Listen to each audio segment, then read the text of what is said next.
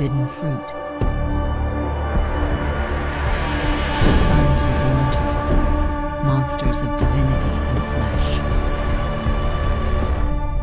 The Nephilim.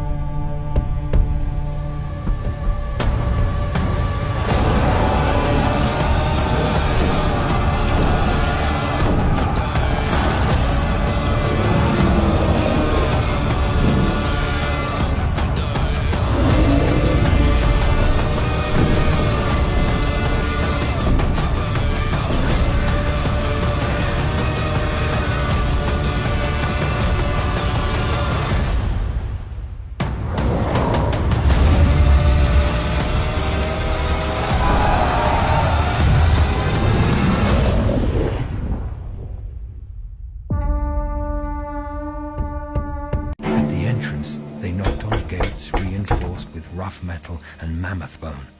They cracked open, revealing 2 guards with spears poised. What's your business? My son and I have come to barter, for iron. I need more tools to tend my farm. The men scanned them up and down, nodded, and opened the gates. Methuselah's eyes widened with terror when they entered. Sitting atop thrones hewn from the skulls of the great lizards were beast-like men. They were nearly 10 feet tall, with arms like tree trunks and jaws like chiseled onyx. Their faces were deformed, with brows casting shadows over their serpent-like eyes. Methuselah could feel their voices in his chest when they spoke. If it isn't Enoch, the man who walks with the Creator himself,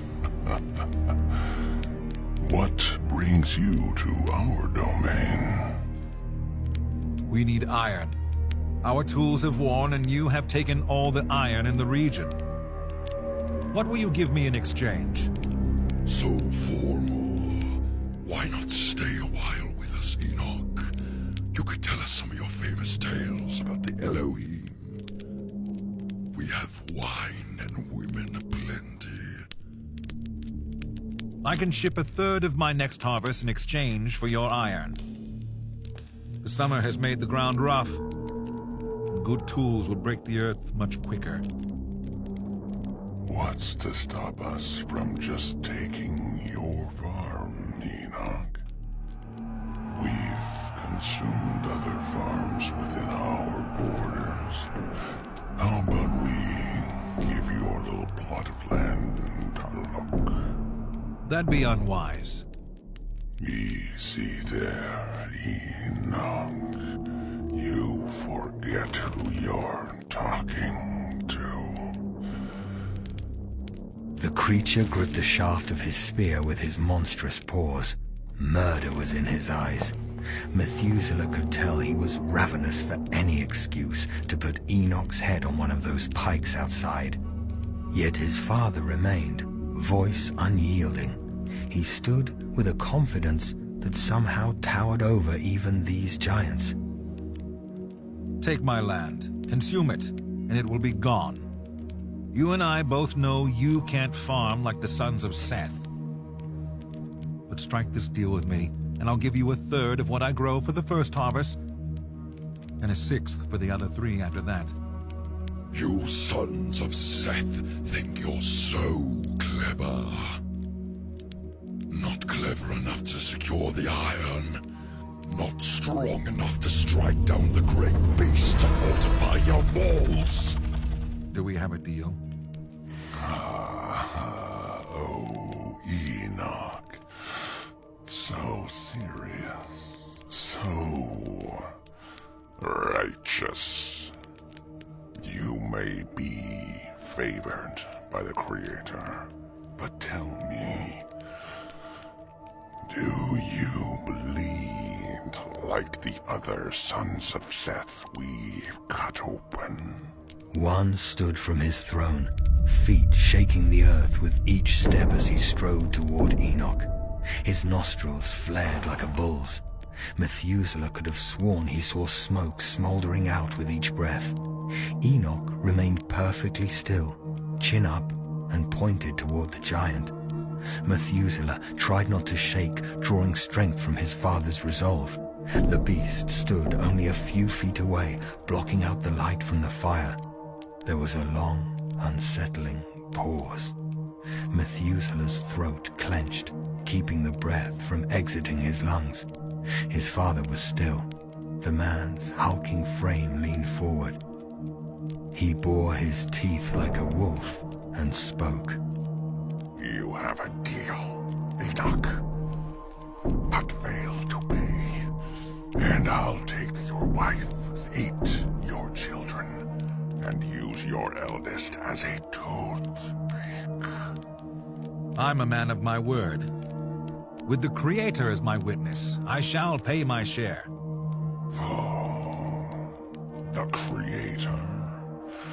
You think hearing his name gives me comfort? Get out of here before I change my mind. Enoch wasted no time. He turned on his heels and left. Methuselah padded behind him like a puppy. They left the city.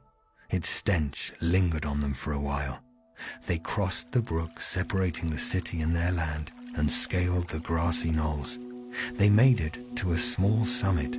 A singular cedar tree swayed to the midnight breeze. Methuselah could see the stars twinkling through the breaks in the leaves. What were those, Father? Were they men? Yes and no. They are the Nephilim, spawn of the sons of God and daughters of men. So they're sons of angels? Yes. Do you remember the story of the garden? Methuselah nodded, waiting expectantly for his father to speak. Our ancestors were enticed by the tree of knowledge.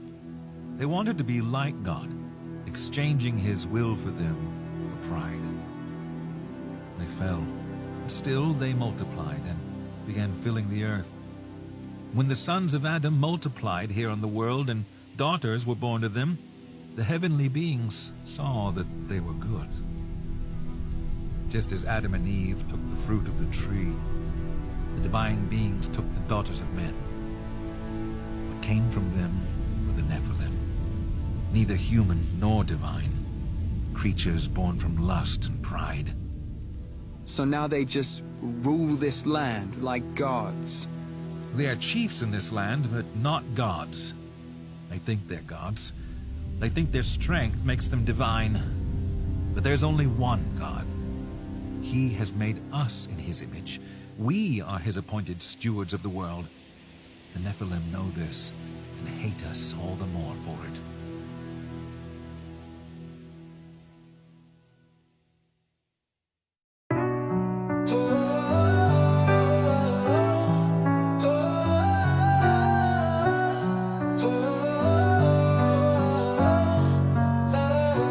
Bumi bergetar, langit menangis, malaikat jatuh, sayapnya remuk hancur. Enoch mencatat saksi bisu cerita, Nephilim terhempas, tak berdaya.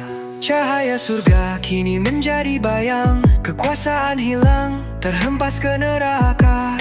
Keangkuhan membutakan, hingga jatuh ke jurang yang dalam. Fallen angels, Enoch and Nephilim. Kisah pilu mengguncang dunia. Kekuatan gelap menguasai jiwa, hingga akhirnya semuanya sirna. Darah dan air mata membasahi bumi, jeritan pilu menggema di angkasa. Perang besar antara terang dan gelap menentukan nasib manusia di dunia. Enoch menulis pesan bagi zaman, agar manusia belajar dari kesalahan. Nephilim lenyap namun kejahatan tetap ada. Hati-hati jangan sampai terjerat. Fallen angels and your Nephilim. Kisah pilu mengguncang dunia. Kekuatan gelap menguasai jiwa, hingga akhirnya semuanya sirna.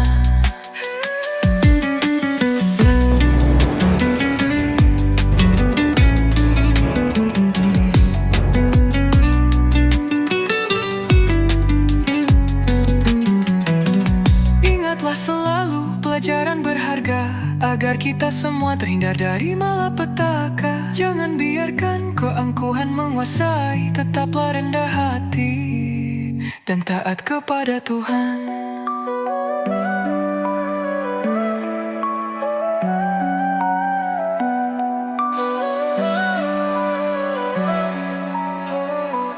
Fallen angels, Enoch and Nephilim. Kisah pilu mengguncang dunia. Kekuatan gelap menguasai jiwa.